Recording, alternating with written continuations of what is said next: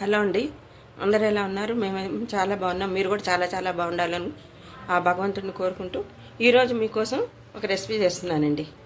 బీరకాయ, శనగపప్పు, పచ్చి కొబ్బరి, దీంతో కర్రీ, వీటితోటి చేస్తున్నాను.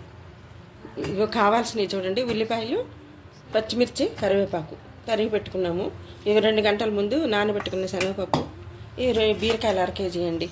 ఇవ్వండి పచ్చి కొబ్బరి, వెల్లుల్లిపాయలు, అల్లం, కొంచెం ఇదిగోండి ఇంత చాలు దాల్చిన చెక్క, ఇవి ఒక లవంగం, ఊరికే రుచి కోసం అన్నమాట, ఎక్కువ లేకుండా మసాలా. అల్లం అండి,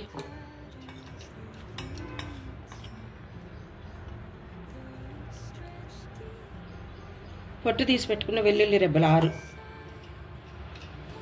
ఒకటి ఇంత చిన్న ముక్క దాల్చిన చెక్క, ఒక్కటే లవంగం, ఇది పచ్చి కొబ్బరి అండి ముక్కలు.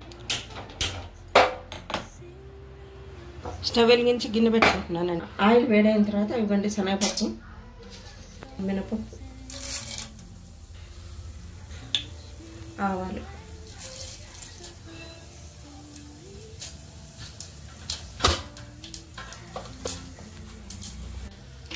పోపు దినుసులు వేగిన తర్వాత ఉల్లిపాయ, పచ్చిమిరపకాయ, కరివేపాకు తరిగి పెట్టుకున్నాం కదా, అవి వేసేసుకోవాలండి.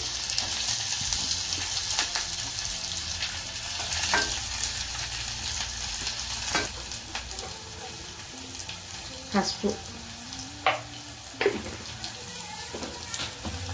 బీరకాయ ముక్కలండి 1/2 కేజీ బీరకాయలు, సాల్ట్ సరిపడా, కూరకి సరిపడా సాల్ట్ వేసేసుకుంటున్నాను.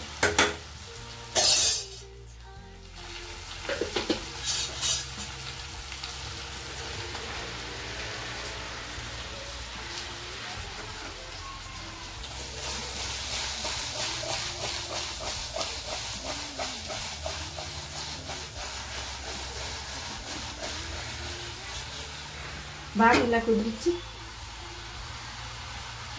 స్టవ్ కొంచెం మంట తగ్గించుకోండి.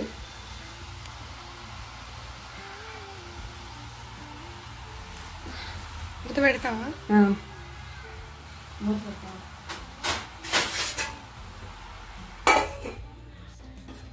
మనం కూర పోపులు వేసిన 5 నిమిషాలకి ఇదిగోండి ఇట్లా నీరు వచ్చి కొంచెం సగం మగ్గిపోతుంది. ఇట్లా నీరు వస్తుంది చూడండి.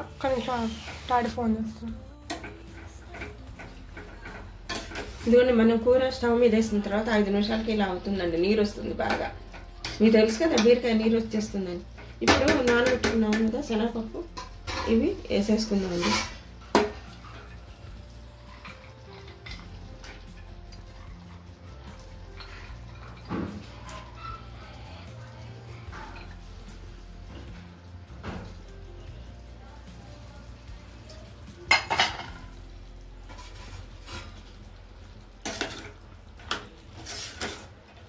బాగా కలిపి మళ్ళీ ఒక 5 నిమిషాలు బాగా ఇట్లా మగ్గించుకోవాలండి.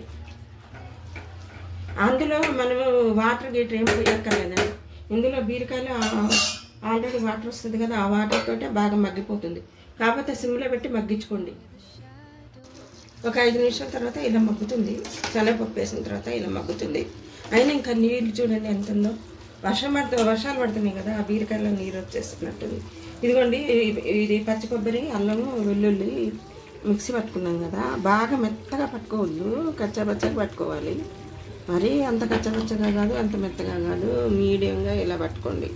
కాస్త బరకగా ఇదిగోండి, బాగుంటుంది. అప్పుడు మనం తింటుంటే దీనిలో ఉడికి కూరలో పంట కింద పడుతూ చాలా బాగుంటుంది, చాలా టేస్ట్గా ఉంటుంది అన్నమాట.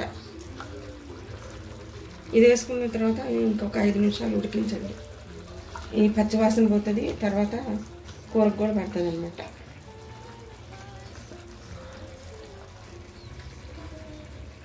చాలా బాగుంటుందండి.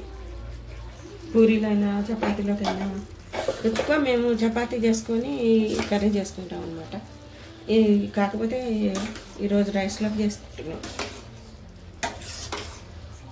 దేనికైనా తినొచ్చు, బాగుంటుంది. ఎట్లా కావాలంటే అట్లా మన ఇష్టం.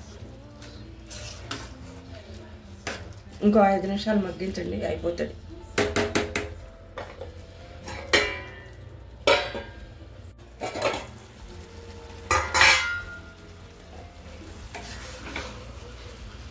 అయిపోయిందండి. ఉడికేసింది, చూసారా ఎంత బాగా ఉడికిందో. ఎంత పచ్చి కొబ్బరి, అల్లం, వెల్లుల్లి వేసాం కదా, భలే వాసన వస్తుందండి. ఈ స్మెల్కే నోరు ఊరిపోతుంది, ఆకలేస్తుంది, ఎప్పుడెప్పుడు తినాలా అనిపిస్తుంది. చాలా బాగుంది వాసన. నేను చెప్తున్నానని మీరు అనుకోవద్దు, మీరు కూడా నేను చేసినట్టు చేసుకొని తిని చూసి మీకు ఎలా అనిపించిందో కామెంట్ రూపంలో నాకు తెలియజేయండి. లైక్ చేయండి, షేర్ చేయండి. ఉంటానండి. మళ్ళీ ఇంకో రెసిపీతో మీ ముందుకు వస్తానండి. ఉంటానండి. బాయ్. సబ్స్క్రైబ్ చేసుకోండి. మళ్ళీ కలుద్దాం.